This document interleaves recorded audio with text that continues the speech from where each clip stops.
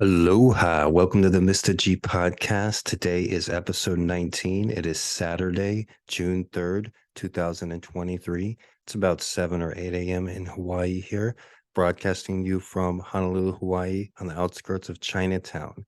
And today we're going to be talking about sports riots, what happens after cities win championships, and also imagined communities. The famous sociologist Benedict Anderson came up with the concept of imagined communities. Right now, the NBA Finals are going on. Game two is tomorrow between the Heat at the Nuggets and the Denver Nuggets. They've been around for almost 50 years. They were in the ABA first, now they're in the NBA. They actually have never won a championship.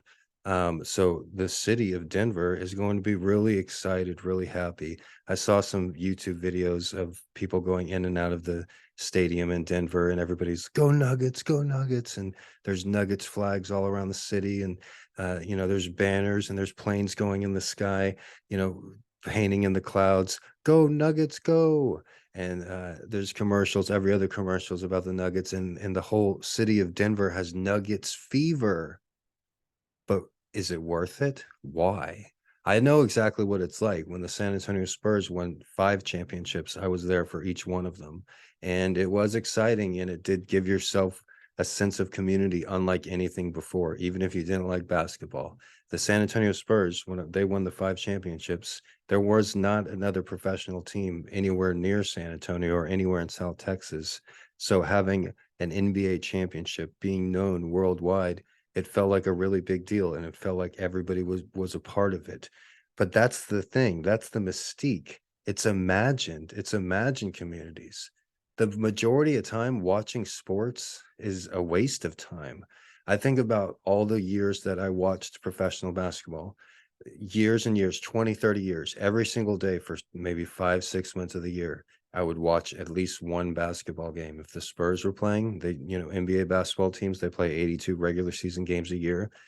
Teams that go to the playoffs sometimes play as many as 20 games plus in the playoffs if they make it to the finals.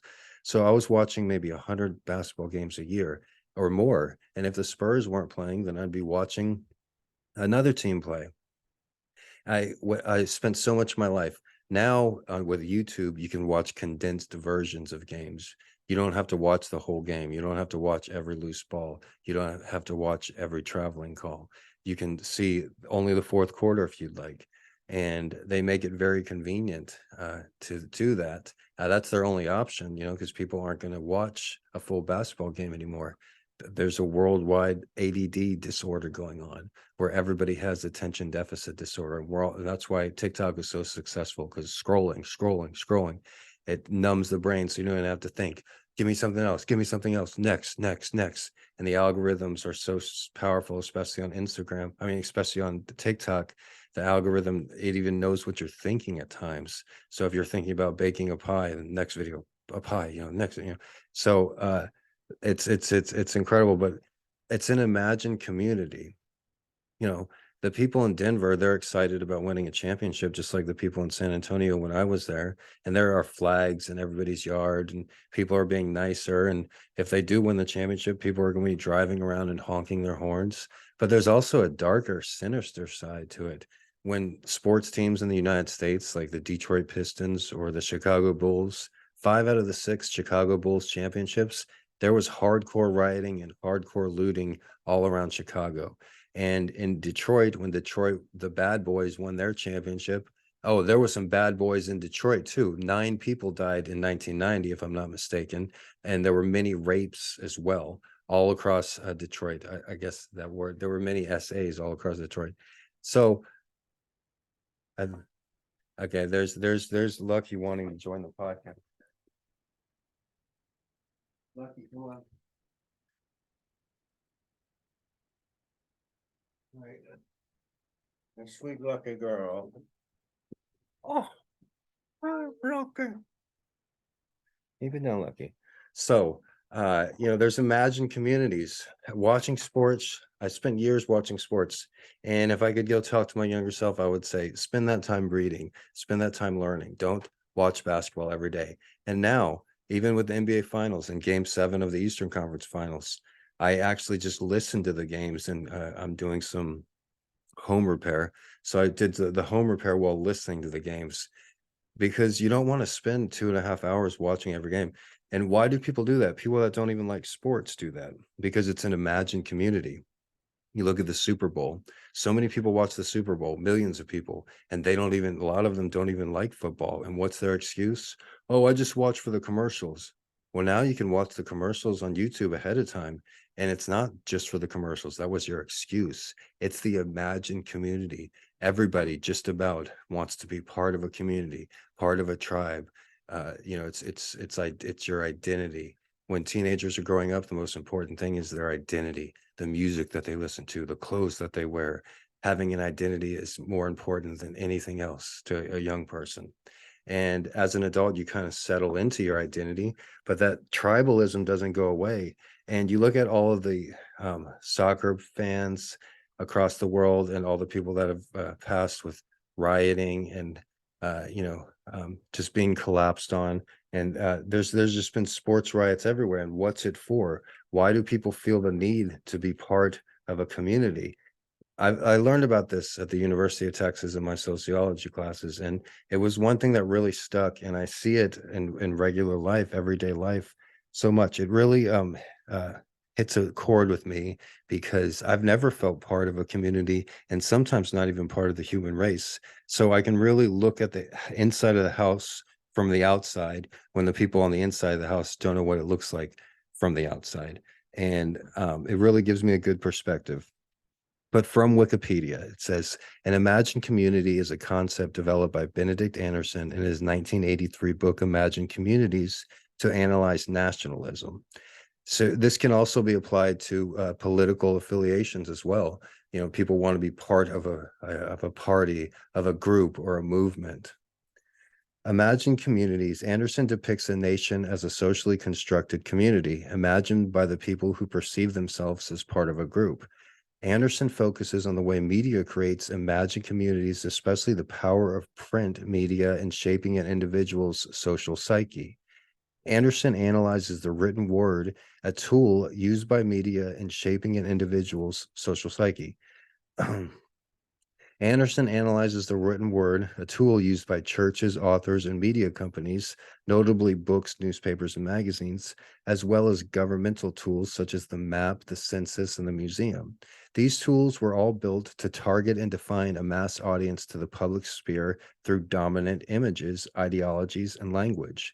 Anderson explains the racist and colonial origins of these practices before explaining a general theory that explains how contemporary governments and corporations can and frequently do utilize these same practices. These theories were not originally applied to the internet or television. So Benedict Anderson wrote his famous book, Imagine Communities, in 1983. It was before the internet, and it doesn't take into account internet or television. Origin. According to Anderson, the creation of imagined communities has become popular because of print capitalism. Capitalist entrepreneurs printed their books and media in the vernacular instead of exclusive script languages such as Latin in order to maximize circulation. As a result, readers speaking various local dialects became able to understand each other, and then common discourse emerged. Anderson argued that the first European nation states were thus formed around their national print languages.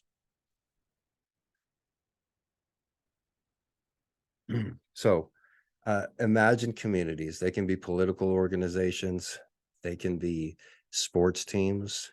They can be, if you're a fan of a certain TV show, so they can be a Facebook group. There's numerous imagined communities. And like I said, personally, I've always considered myself an outcast, a black sheep. I've never been a part of any community. So I have a different perspective on this and why anybody would want to be part of a community.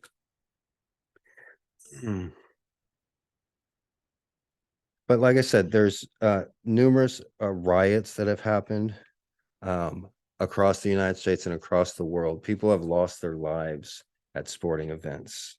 And a sports riot is something that occurs during or after sporting events. Sports riots occur worldwide. Most riots are known to occur after the event is done, but some have done during the game, sometimes hooliganism. While football, soccer is one of the most well-known triggers for riots, other sports have triggered riots include ice hockey and motorcycle racing. There are a number of factors believed to influence whether riots occur, including cultural factors, environmental factors, temperature, darkness, noise, and witnessing player violence. So one of the first riots was the 1909 Scottish Cup final, where there was almost 100 injuries. But we're going to talk about more recent riots. So if you look at these, I was researching sports riots. They go back all the way to the early 1900s, as long as they're been recorded. So here we have on June 4th, 1974. So today's June 3rd. This was almost 50 years ago to the day. 10-cent beer night was a promotion held by Major League Baseball's Cleveland Indians during a game against the Texas Rangers at Cleveland Stadium on Tuesday, June 4th, 1974. The idea behind the promotion was to attract more fans to the game by offering 12 U.S. fluid ounces cups of beer for just 10 cents each. All hell broke loose. With a limit of 6 beers per purchase, during the game, fans became heavily intoxicated, and it culminated into a riot in the 9th inning. All right, that sounds interesting.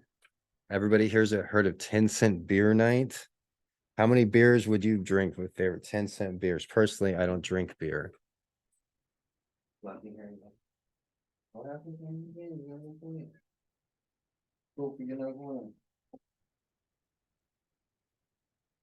Okay, so I started drinking coffee again. It's taken me literally decades to become a coffee drinker. What finally did it was when watching Graham Hancock on the Joe Rogan show, and Joe Rogan was like, "Do you drink coffee?" And then Graham Hancock was like, "Oh, he's that English guy always talks about the pyramids."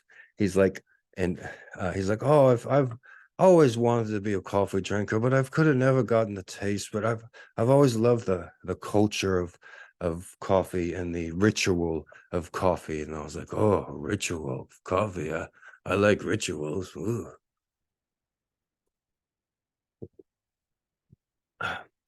Another famous riot that happened in sports was July 12th, 1979, a couple months before I was born. It's called Disco Demolition Night. Disco Demolition Night was an ill-fated baseball promotion that took place on July 12th, 1979 at Kaminsky Park in Chicago. At the climax of the event, a crate filled with disco records was blown up on the field between games of the twilight doubleheader between the Chicago White Sox and the Detroit Tigers. Many of those in attendance had come to see the explosion rather than the games and rushed onto the field after the detonation. The playing field was damaged both by the explosion and by the rowdy fans to the point where the White Sox were required to forfeit the second game of the doubleheader. All right. Now, we'll go over a couple more. The 1984 Detroit World Series.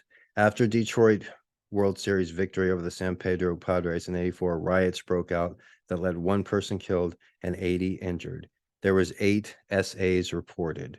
Imagine that. You're like, all right, the Detroit baseball team won. I'm gonna go out and what the like, I don't know. When I was younger and I'd see riots, I'd be like, "Oh, I hope the Spurs won and be riots because then you can go loot and everything's free." And then I used to listen to that song, April 24th, 1994. There was riot by Sublime, riots on the street. Tell me, where were you? You were at home watching your TV while I was out participating in the anarchy. First stop we hit it was a liquor store. We finally got all that alcohol we can't afford. Then next stop we hit was the music shop. It only took one brick to make that window drop. Finally got our own PA. Where do you think I got this mic that you're hearing today? But and somewhere down the line, I changed sides, and now I'm like, "Get off my yard! Stealing is wrong. What are you doing? Don't take that stuff." But it does, upset me. And there are two sides. There's no gray line. You're either a person that takes things from stores openly and willing to do that, or you're somebody that does the right thing and is not willing to do that. So I'm proud that I fall into the latter. So in 1984 and 1986, after 2 college football games, Kansas State and Kansas, a group of 6,000 Kansas State fans, after a 27-7 victory, crowded into a bar, became rowdy, and started a riot. 2 years later, Kansas State University once again defeated Kansas, and another group of 6,000 fans created a riot again, wearing shirts calling Riotville. So that sounds like a fun riot. They're like, everybody get your Riotville shirts. But other riots, I mentioned the 1990 Detroit riots from the Detroit Pistons bad boys. Widespread rioting occurred in Detroit at the Detroit Pistons when the 1990 NBA Finals, and 8 people were ended.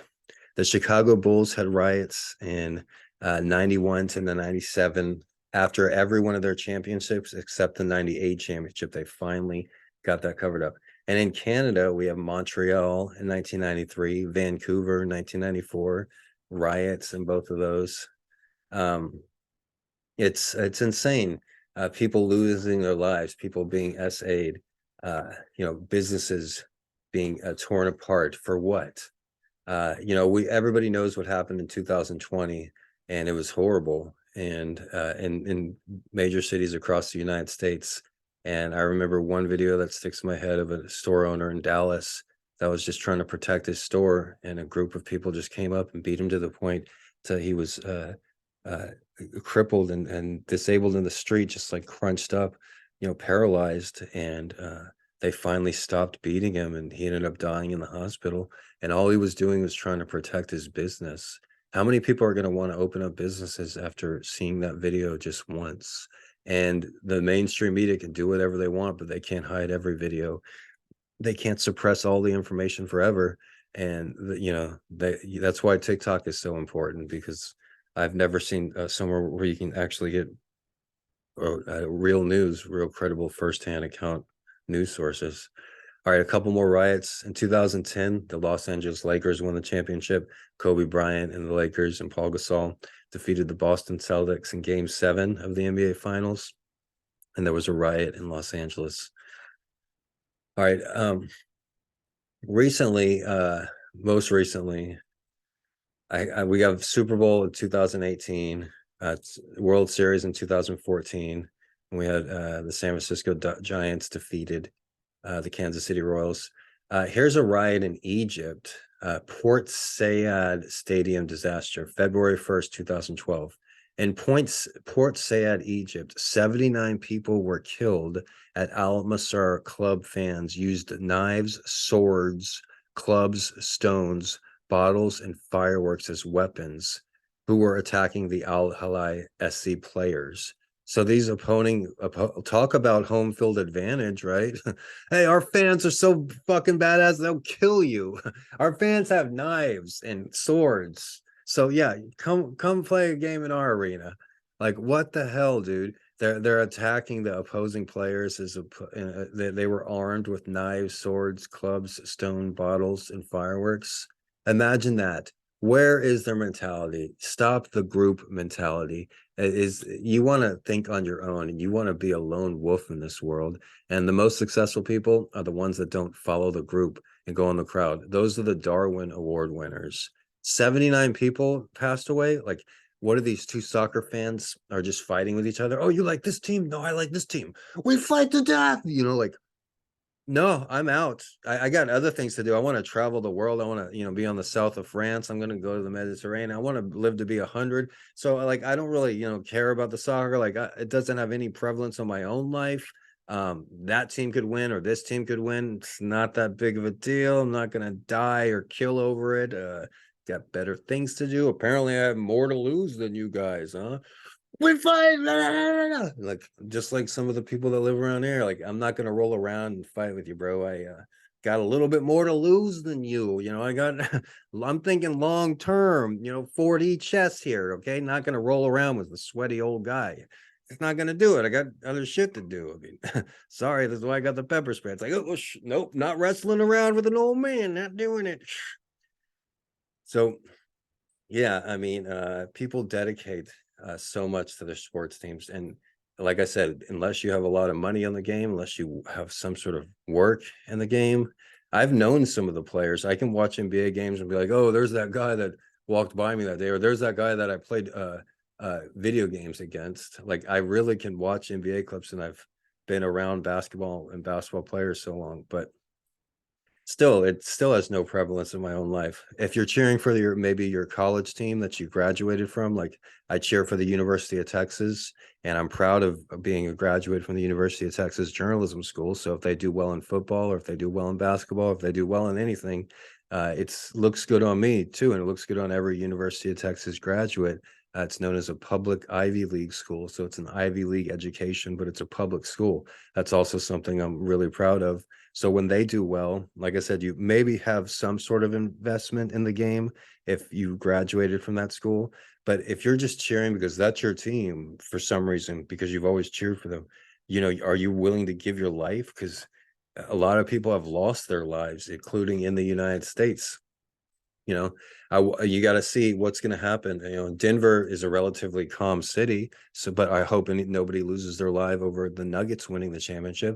If Miami wins the championship, there probably will be riots in South Beach. I don't know. So it's not something that you really want to dedicate your whole life to, literally and figuratively. Sports are just sports. I like soccer and I like basketball because of the storylines that go with it. And if you listen to this podcast, if you're listening to the sound of my voice, you can see how I make this relatable to everybody. And I'll be the first one to say that you don't want to watch sports. Sports is watching is a waste of time. With that being said, I'm producing a sports somewhat a podcast. This is I've been talking about basketball on the majority of these episodes. This is episode 19. However, this is not really a basketball podcast. It's because this is early June, and early June is the NBA Finals, and I am a basketball fan. So that's something that's going on in my life right now, is watching basketball.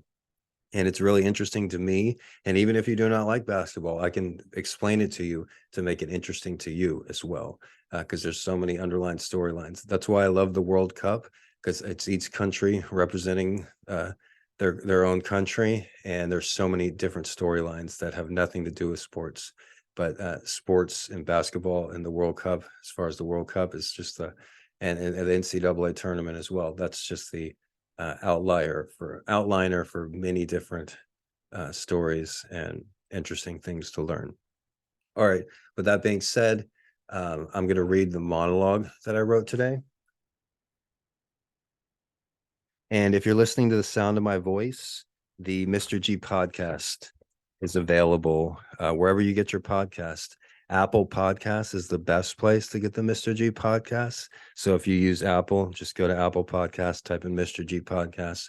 But the Mr.G podcast is also available on Spotify podcasts, iHeartRadio podcasts, Amazon podcasts, Google podcasts, and full episodes of the Mr.G podcast are immediately uploaded onto Twitter and YouTube. So you can see and hear the full episodes right there on Twitter and YouTube. Twitter / Gregory Brandt, and youtube.com / Mr. G Live. Just Google Mr. G podcast, Gregory Brandt, and that should come up right away. All right. Thank you all for all the new listeners here. And I'm going to end today with reading my monologue about feeding the street cats. Saturday, June 3rd, 2023. There was a large amount of street cats to feed today. I've been going down there earlier than I usually do in an attempt to beat the neighbor down who has been possibly scaring and scaring them. I wanted to beat him down there. Today I arrived at the same time and the cats felt protected. The new orange Tom kitten, who I named Joey, let me pet him for the first time today. The little general, the pretty calico with the fluffy tail, showed him how pets are good and how he should like them. I brought tuna to go with my pate today because I'm running very low on canned food again. And I made sure the kitten, little Joey, got to try out his first little tuna. He had a whole can, and I made sure that it had chunks and along with a bunch of tuna water in it.